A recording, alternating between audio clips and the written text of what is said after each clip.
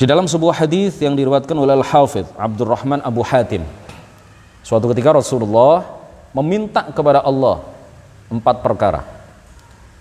Yang 3 dikabulkan, yang 1 tidak.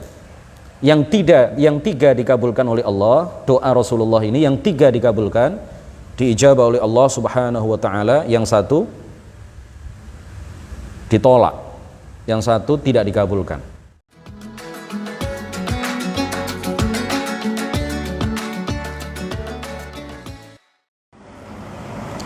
Assalamualaikum warahmatullahi wabarakatuh. Alhamdulillah wassalatu wassalamu ala sayyidina Muhammadir Rasulillah wa ala alihi wa sahbihi wa mawalah wa la hawla wa la quwwata illa billah.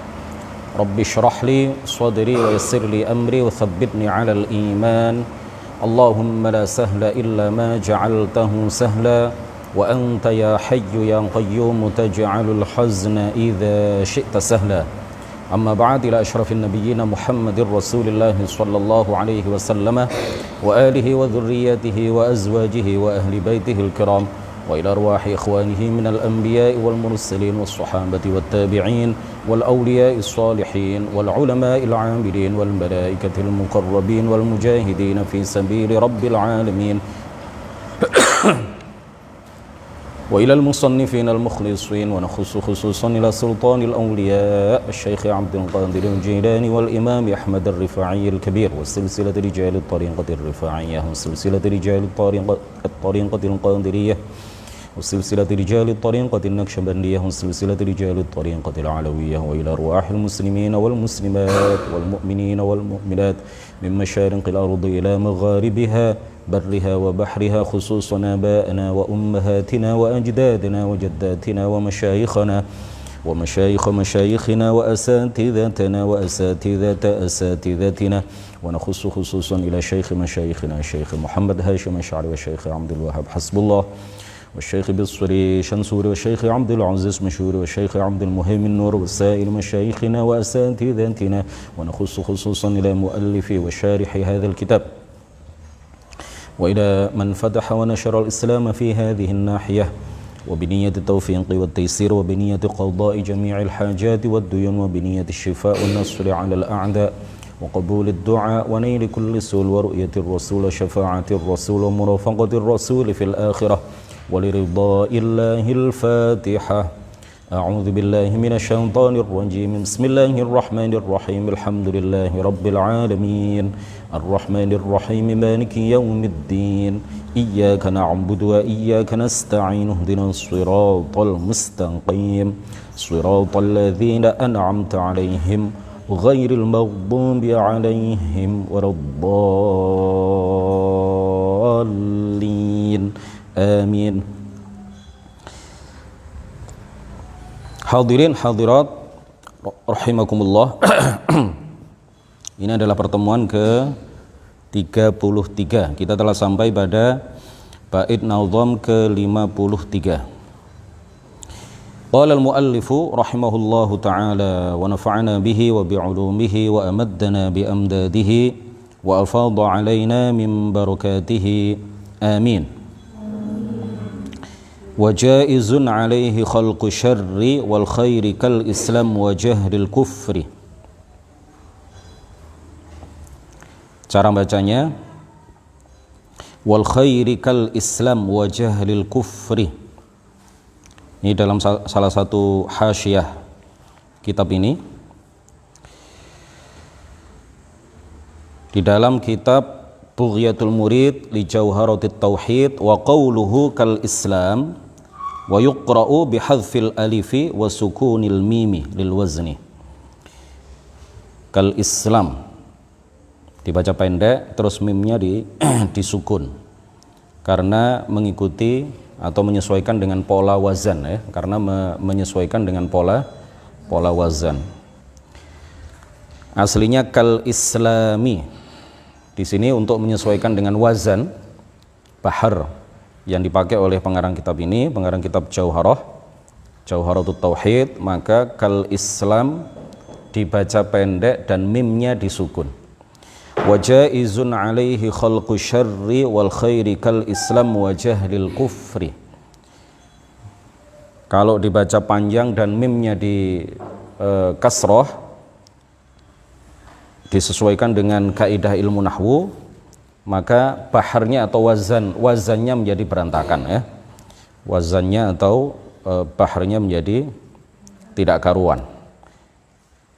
Misalkan dibaca wa jaizun alaihi khalqu syarri wal khairi kal islami wa jahlil kufri, enggak enak. Tidak sesuai.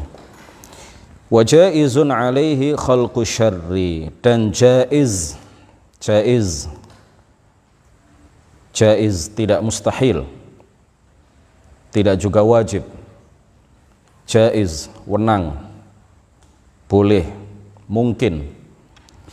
Alaihi, atas Allah subhanahu wa ta'ala, khalqus syarri, ay iradatu khalqis syarri. Mungkin saja, ya, tidak mustahil bagi Allah subhanahu wa ta'ala, boleh bagi Allah subhanahu wa ta'ala untuk berkehendak menciptakan kebaikan, menciptakan keburukan. Seperti apa? Seperti kufur. Jadi di antara sifat jaiz Allah subhanahu wa ta'ala menciptakan keburukan dan menciptakan kebaikan. Menciptakan keburukan pada orang-orang tertentu, pada hamba-hamba tertentu, dan mungkin saja ia menciptakan kebaikan pada diri hamba-hamba yang lain. Ini adalah sesuatu yang jaiz bagi Allah subhanahu wa ta'ala, bukan sesuatu yang mustahil. Jadi jangan sampai kita meyakini seperti yang diyakini oleh sebagian aliran di luar ahli sunnati wal jamaah, bahwa mustahil Allah itu berkehendak menciptakan keburukan. Allah hanya berkehendak menciptakan kebaikan. Kalau ada di antara hambanya yang berbuat buruk, itu dari hamba itu sendiri, itu bukan kehendak Allah. Nah, ini menyalahi aqidah ahli sunnati wal jamaah. Kalau seperti itu berarti Allah kalah. Kalau diyakini seperti itu berarti Allah mungkin saja kalah dengan sebagian hambanya. Allah menghendaki untuk menciptakan kebaikan pada diri hamba tertentu, seperti iblis misalkan, atau orang-orang kafir. Allah berkehendak menciptakan kebaikan pada diri mereka, tetapi kemudian mereka tidak sholat, mereka melakukan keburukan. Itu artinya apa? Kehendak sebagian hamba bisa mengalahkan kehendak Allah. Ini mustahil, tidak mungkin. Paham ya? Jadi yang baik, yang buruk, yang kufur, yang iman, semuanya terjadi dengan kehendak dan penciptaan Allah subhanahu wa ta'ala. Wa jaizun alaihi khalqu syarri, dan mungkin saja, bukan sesuatu yang mustahil, Allah menghendaki untuk menciptakan keburukan seperti kekufuran. Wal khairi, dan tidak mustahil, ya, wenang, boleh, mungkin secara akal Allah subhanahu wa ta'ala berkehendak untuk menciptakan kebaikan, kal islami, seperti Islam. Allah subhanahu wa ta'ala menghendaki menciptakan, mengadakan kebaikan dan keburukan sesuai dengan apa yang Dia ketahui pada azal, sesuai dengan apa yang Dia tahu pada azal, sesuai dengan pengetahuannya yang azali. Dan Allah subhanahu wa ta'ala memberlakukan keburukan dan kebaikan pada hamba-hamba tertentu, memberlakukan kebaikan pada hamba-hamba tertentu, memberlakukan kebaikan pada hamba tertentu, dan memberlakukan keburukan juga pada hamba-hamba yang lain. Nah, ini semuanya sesuai dengan apa yang Ia tentukan, sesuai dengan apa yang Ia takdirkan, sesuai dengan apa yang Ia kehendaki, sesuai dengan apa yang Dia ketahui pada azal. Ya, sebelum segala sesuatu tercipta, sebelum alam raya ini tercipta, Allah menghendaki, Allah telah berkehendak bahwa si A ini akan melakukan kebaikan, atau akan melakukan keburukan, akan masuk ke dalam agama Islam, atau akan melakukan kekufuran. Wajah lil kufri. Allah Subhanahu wa taala berkehendak untuk menciptakan keburukan. Dicontohkan di dalam bait nazam ini, wajah lil kufri. Ya, seperti kebodohan yang menyebabkan seseorang terjatuh ke dalam kekufuran. Wajah lil kufri seperti kebodohan yang menyebabkan seseorang terjatuh ke dalam apa? Kekufuran. Jadi sekali lagi, baik dan buruk itu semuanya adalah telah ditakdirkan, telah diciptakan, telah dikehendaki, telah ditentukan, telah digariskan, telah ditetapkan oleh Allah Subhanahu wa ta'ala. Dan apapun yang Allah kehendaki pasti terjadi. Bait nazam nomor 54. Wa wajibun imanuna bil qadari wa bil qada kama ata fil khabari. Wa wajibun, dan wajib secara syara',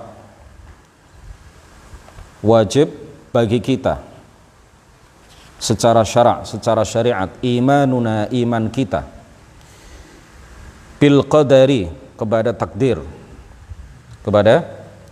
wajib bagi kita semuanya beriman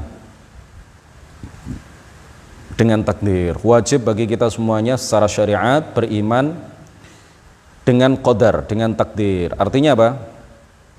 Wajib kita imani, wajib kita yakini, wajib kita percaya dengan sepenuh hati, tanpa ada keraguan sedikit pun, bahwa segala apa yang terjadi di alam ini semuanya terjadi dengan takdir Allah, semuanya terjadi dengan pengetahuan Allah, semuanya terjadi dengan kehendak Allah Subhanahu wa ta'ala. Tidak ada satupun, sebaliknya, tidak ada satupun yang terjadi di alam ini tanpa kehendak Allah.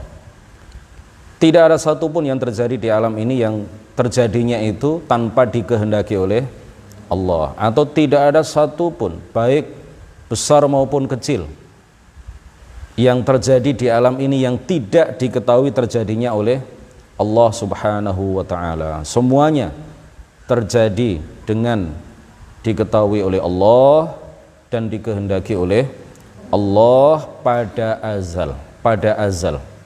Ya, bukan Allah mengetahui terjadinya sesuatu setelah terjadinya, bukan berarti Allah menghendaki sekarang, bukan, tetapi sebelum alam raya ini diciptakan oleh Allah Subhanahu wa ta'ala, Allah telah menakdirkan, menghendaki, mengetahui segala apa yang terjadi di alam ini dengan terperinci, ya, dengan apa? Dengan sangat rinci. Allah mengetahui, menakdirkan, menghendaki terjadinya pertemuan kita, baik secara offline maupun secara online, di detik ini, di menit ini, di jam ini, di tempat ini, dengan sifat seperti ini, dengan jumlah seperti ini, laki-lakinya sekian, perempuannya sekian, yang ini namanya ini, yang ini namanya ini, yang satu berasal dari desa mana, yang laki-laki berasal dari mana, ada yang dari jauh, ada yang dari dekat, ada yang mondoknya sudah lama, ada yang mondoknya baru beberapa bulan yang lalu, ada yang ngantuk, ada yang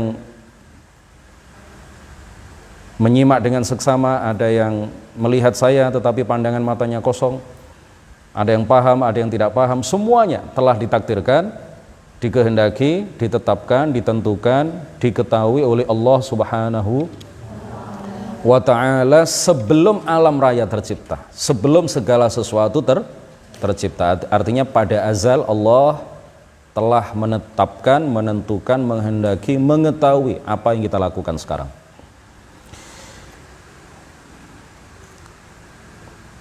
Nah, al-qadar, kata al-qadar itu terkadang disebut dengan makna at-taqdir dan terkadang disebut dengan makna al-maqdur. At-taqdir artinya apa? Saya ulang, al-qadar, kata al-qadar, lafadz al-qadar itu terkadang disebut dengan makna at-taqdir Artinya sifat maha menghendaki, maha menciptakan, maha menentukan, maha menetapkan Allah subhanahu wa ta'ala.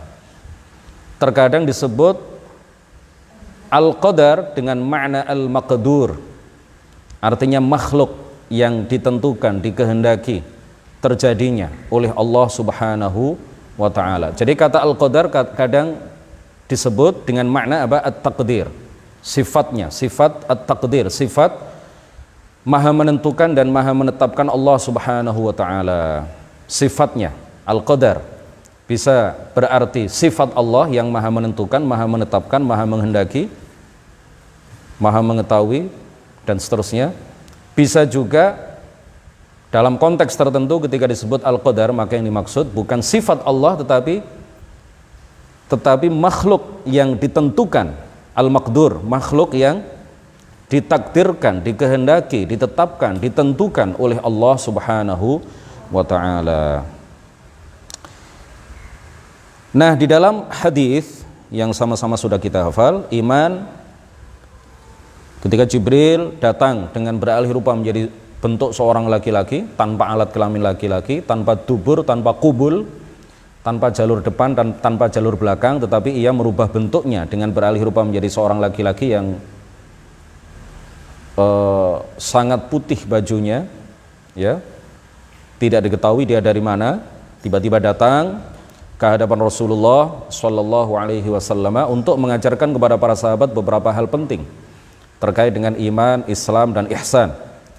Jibril bertanya kepada baginda Rasulullah, mal iman? Dijawab oleh baginda Rasul apa?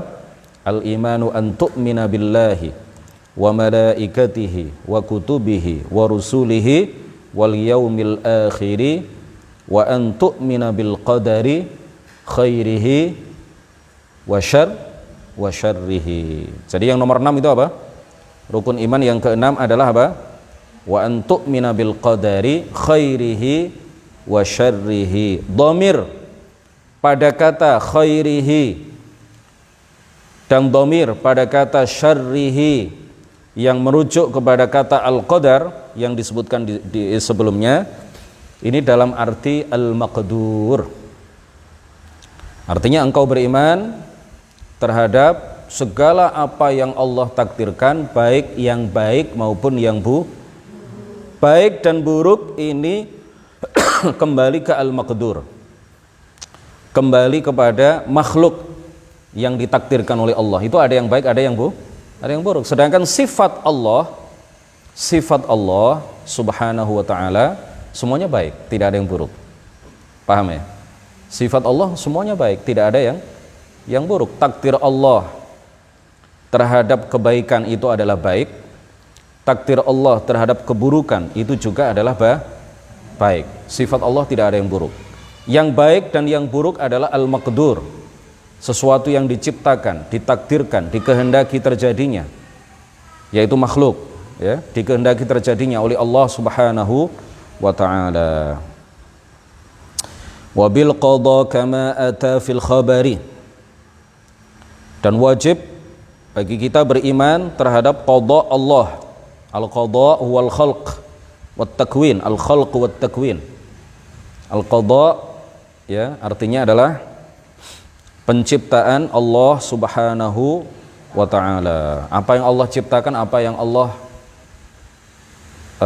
tentukan, Allah tetapkan pada azal, pasti akan terjadi. Kama ata, sebagaimana hal itu tersebut, sebagaimana hal itu warid tersebut fil khabari, di dalam hadis, ya, fil khabari, di dalam hadis. Ini sudah lewat penjelasannya. Baik, anak-anak sekalian, hadirin hadirat yang mudah-mudahan dirahmati oleh Allah subhanahu wa ta'ala, Kamis lusa kita akan menyongsong malam nisfu Sya'ban. Tidak boleh diyakini bahwa pada malam nisfu Sya'ban Allah mengubah kehendaknya bagi sebagian hambanya yang melakukan berbagai kebaikan pada malam nisfu Sya'ban. Kita yakini sebagaimana dikhabarkan oleh baginda Rasulullah Sallallahu Alaihi Wasallam bahwa malam nisfu Sya'ban yang tahun ini jatuh pada hari Kamis malam Jumat lusa, tanggal 17 malam tanggal 18 Maret. Kita yakini bahwa malam itu adalah malam yang penuh keberkahan, malam yang penuh kemuliaan, malam terkabulnya doa, malam yang disebut oleh baginda Rasulullah sallallahu alaihi wasallam di dalam hadis sahih riwayat Ibnu Hibban, bahkan tokoh Wahabi Al-Albani yang mereka sebut sebagai pakar hadis ya di kalangan orang-orang Wahabi, Al-Albani juga mensahihkan hadis ini. Rasulullah sallallahu alaihi wasallam bersabda, yattali'u Allahu ila khalqihi fi lailatin nisfi min Sya'ban fayaghfiru li jami'i khalqihi illa li musyrikin aw musyahin. Allah Subhanahu wa taala memberikan rahmat khusus, menganugerahkan rahmat khusus. Rahmat khusus itu artinya apa? Rahmat yang disertai dengan kemuliaan, rahmat yang disertai dengan keagungan derajat, rahmat yang disertai dengan pemberian pahala. Itu artinya rahmat khusus. Allah Subhanahu wa taala memberikan rahmat khusus kepada seluruh makhluknya pada malam nisfu Sya'ban. Fayaghfiru li jami'i khalqihi, maka Allah Subhanahu wa taala mengampuni dosa seluruh makhluknya pada malam nisfu Sya'ban kecuali dua orang, illa limusyrikin au musyahin, illa limusyrikin au musyahin. Dua orang yang tidak diampuni dosanya oleh Allah Subhanahu wa taala pada malam nisfu Sya'ban. Yang pertama adalah orang musyrik, termasuk di dalamnya orang kafir, orang non-Islam, orang murtad, orang-orang yang bukan orang Islam ya, tidak akan mendapatkan pengampunan dosa pada malam nisfu Sya'ban. Au musyahin, Allah Subhanahu wa taala juga tidak memberikan ampunan dosa kepada musyahin. Siapa itu musyahin? Yaitu orang muslim tetapi dia menyimpan kebencian, menyimpan kedengkian, menyimpan hasud, menyimpan permusuhan di dalam hatinya kepada sesama muslim karena urusan-urusan duniawi. Makanya sebelum masuk malam nisfu Sya'ban ada waktu 2 hari ini untuk membersihkan hati kita dari segala iri, dengki, kebencian, permusuhan kepada sesama muslim, supaya kita nanti tidak tergolong sebagai orang-orang yang tidak mendapatkan ampunan dosa dari Allah Subhanahu wa ta'ala. Agar kita diampuni dosa kita, maka segala kebencian, rasa permusuhan, kedengkian, hasud terhadap muslim lain gara-gara urusan duniawi itu kita keluarkan, kita jauhkan dari hati kita, kita hindarkan dari hati kita. Nah, pada malam nisfu Sya'ban Allah Subhanahu wa ta'ala tidak mengubah takdirnya, tidak mengubah kehendaknya, sebagaimana Allah juga tidak mengubah takdir, tidak mengubah kehendaknya di malam-malam yang lain, di waktu-waktu yang lain. Takdir Allah tidak berubah dengan sebab apapun. Dengan doanya orang yang berdoa. Kita berdoa itu karena kita menunjukkan bentuk penghambaan kita kepada Allah Subhanahu wa ta'ala. Kita berdoa paling tidak mendapatkan pahala dari Allah Subhanahu wa ta'ala. Jadi kalau kita berdoa kemudian apa yang kita minta dikabulkan oleh Allah, maka bisa dikatakan bagaimana? Apa yang kita minta itu sesuai dengan kehendak dan takdir Allah Subhanahu wa ta'ala. Kalau apa yang kita minta tidak diberikan sesuai dengan apa yang kita minta, itu artinya apa? Permintaan kita dalam doa itu tidak sesuai dengan apa yang telah dikehendaki, telah ditetapkan, telah ditentukan, telah ditakdirkan oleh Allah pada azal. Paham ya? Jadi kehendak Allah tidak dapat berubah dengan silaturahimnya orang yang bersilaturahim, dengan doanya orang yang berdoa, dengan nazarnya orang yang bernazar, dengan ibadahnya orang yang beribadah, dengan doanya orang yang berdoa, dengan kebaikan yang dilakukan oleh seorang pelaku kebaikan. Takdir Allah tidak dapat berubah. Lalu apa yang dimaksud dengan firman Allah Subhanahu wa taala, yamhullahu ma yasha'u wa yuthbit wa 'indahu ummul kitab? Ada dua penafsiran di kalangan para ulama ahli sunnati wal jamaah. Yamhullahu ma yasha' wa yuthbit, ya, ayat ini seakan-akan Allah mengubah dan Allah menetapkan dan menghapus kehendaknya. Tidak. Tidak seperti itu yang dipahami oleh para ulama. Jadi ayat ini menurut sebagian ulama berkaitan dengan nasikh dan mansukh. Berkaitan dengan ayat-ayat nasikh dan mansukh. Allah menghapus hukum-hukum yang terkandung dalam ayat-ayat tertentu dan menetapkan hukum dalam ayat-ayat yang lain.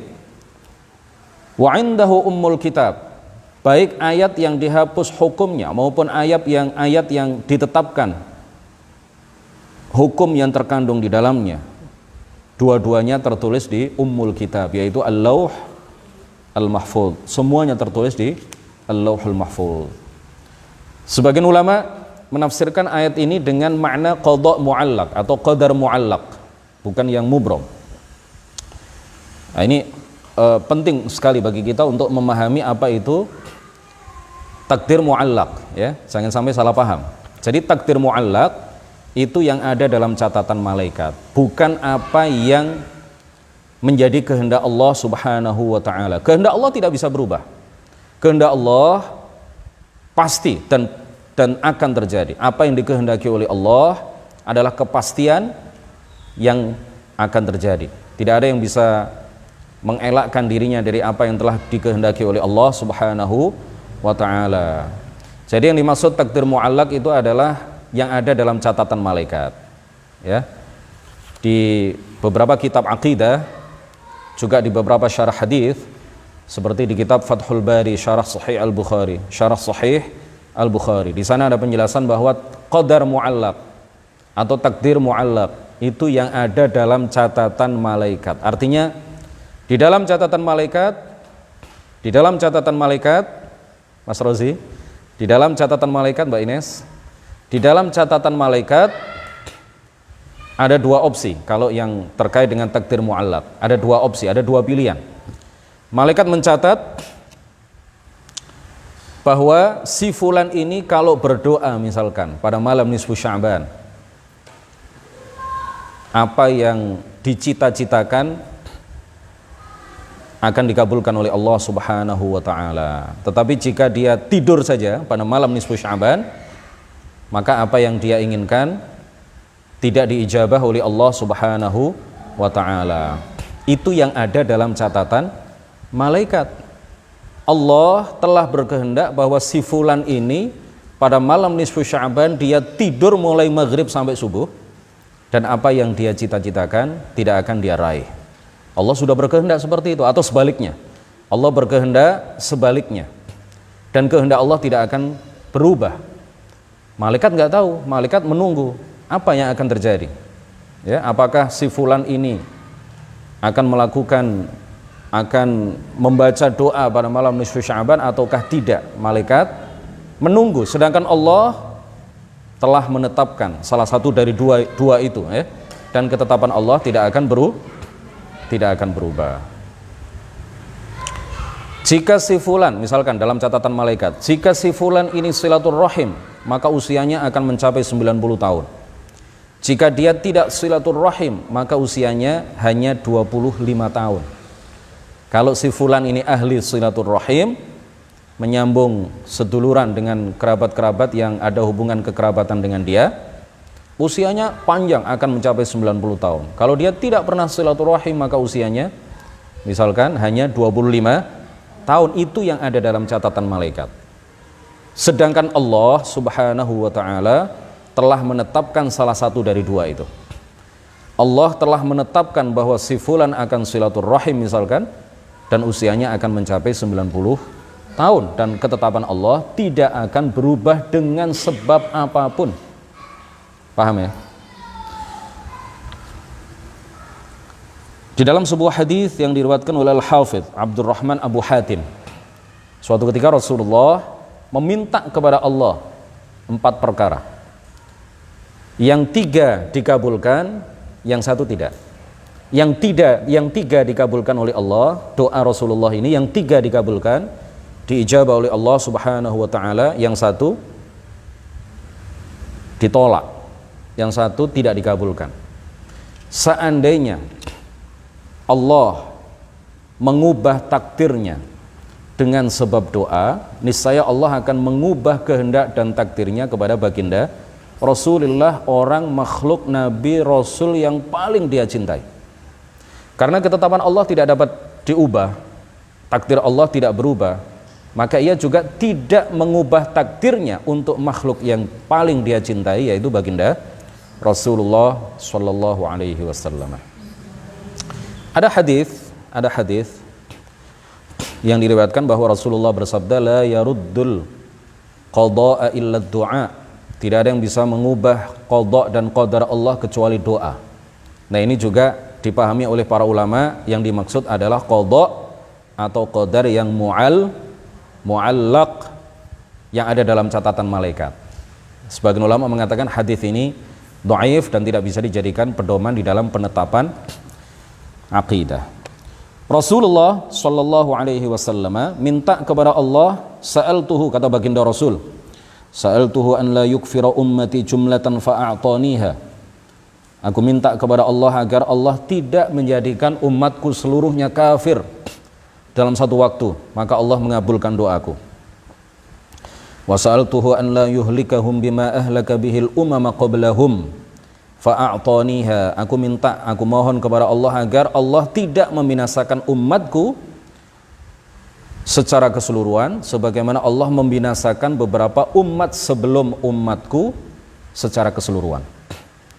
Ya, Allah tidak akan menimpakan azab secara keseluruhan yang menjadikan matinya seluruh umat Nabi Muhammad dalam satu waktu, ya, sebelum hari kiamat. Tidak akan terjadi. Karena ini doa Rasulullah kepada Allah yang dikabulkan oleh Allah Subhanahu wa taala. Tidak seperti umat-umat terdahulu. Umat umat Nabi Saleh, umat Nabi Hud, umat Nabi Nuh, ya, yang tidak mau naik ke atas perahu beliau, ke atas kapal beliau, semuanya dibinasakan oleh Allah Subhanahu wa taala dalam satu waktu. Allah tidak akan menimpakan kebinasaan seperti itu kepada umat Nabi Muhammad sallallahu alaihi wasallam. Wa sa'altuhu, kata baginda Rasul, wa sa'altuhu an la yudhiru alaihim aduwan min ghairihim fayastasiluhum fa'a'taniha. Aku juga mohon kepada Allah, aku berdoa kepada Allah agar Allah tidak menimpakan musuh dari luar Islam yang kemudian membinasakan umatku secara keseluruhan. Ini doa Rasulullah kepada Allah, dan kemudian fa'a'taniha, dikabulkan oleh Allah. Tetapi permintaan Nabi yang keempat ini yang tidak dikabulkan, ditolak oleh Allah. Wa sa'altuhu an la yaj'ala ba'sahum bainahum famana'aniha. Dan aku mohon kepada Allah agar Allah tidak menjadikan umatku saling bertikai, saling berperang satu sama lain. Kata baginda Rasul Aku memohon kepada Allah agar umatku tidak berperang satu sama lain, tidak bertikai satu sama lain. Famana'aniha, doaku ini ditolak, tidak dikabulkan oleh Allah. Makanya kalau terjadi peperangan antar saudara sesama umat Islam, ya itu memang sesuatu yang Rasulullah tidak mau itu terjadi, dan Rasulullah memohon kepada Allah agar itu tidak terjadi, tetapi Allah tidak mengabulkan doa dan permohonan beliau. Dalam hadis yang diriwayatkan oleh Imam Muslim, sa'altu rabbi thalathan fa'a'tani thintain wa mana'ani wahidatan. Aku mohon kepada Allah tiga perkara, dalam riwayat yang lain yang diriwayatkan oleh Imam Muslim. Aku mohon kepada Allah tiga perkara, yang dua dikabulkan, yang satu ditolak. Yang satu ditolak. Kemudian dalam satu riwayat Allah Ta'ala berfirman kepada baginda Rasul dalam hadis qudsi, ya Muhammad, wahai Muhammad, inni idza qadaitu qadaan fa innahu la yuraddu. Wahai Muhammad, sesungguhnya aku, kata Allah, jika telah menetapkan sesuatu, menentukan sesuatu, menakdirkan sesuatu, menghendaki sesuatu, maka sesuatu itu tidak akan bisa ditolak dengan sebab apapun, dan dengan alasan apapun, dengan doanya orang yang berdoa, bahkan dengan doanya Nabi Muhammad sekalipun, apa yang Allah tetapkan tidak akan tidak terjadi, pasti akan terjadi, tidak bisa ditolak oleh siapapun. Jadi wajib kita yakini bahwa Allah takdirnya tidak berubah, ya. Wajib diyakini bahwa baik pada malam nisfu Sya'ban maupun di waktu-waktu yang lain, takdir Allah tidak berubah. Masih ada beberapa penjelasan ya di bagian-bagian berikutnya. Seingat saya terkait dengan takdir ini ya, terkait dengan takdir. Nanti mudah-mudahan Allah Subhanahu wa taala semakin membuka hati dan pikiran kita untuk mampu memahami ilmu aqidah Asy'ariyah, ilmu aqidah Ahli Sunnati wal Jamaah sebagaimana mestinya, sesuai dengan apa yang dipahami oleh para ulama kita. Pemahaman yang benar ini adalah sesuatu yang tidak ternilai harganya, ya. Kesalahpahaman, kegagalpahaman, terutama dalam masalah akidah, ini adalah kebinasaan yang luar biasa, ya. Kita mohon kepada Allah agar memberikan pemahaman yang benar kepada kita terhadap akidah yang mulia ini, akidah Rasulullah, akidah Ahli Sunnati wal Jamaah, sesuai dengan apa yang dipahami oleh para ulama Ahli Sunnati wal Jamaah dari masa ke masa di berbagai belahan dunia.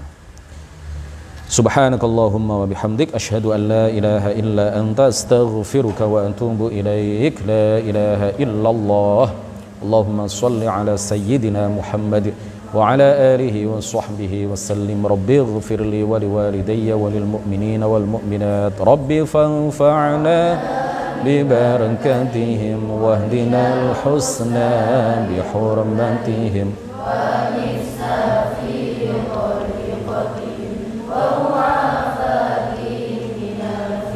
Wallahul muwaffiq ila aqwamit thoriq. Wassalamu alaikum warahmatullahi wabarakatuh.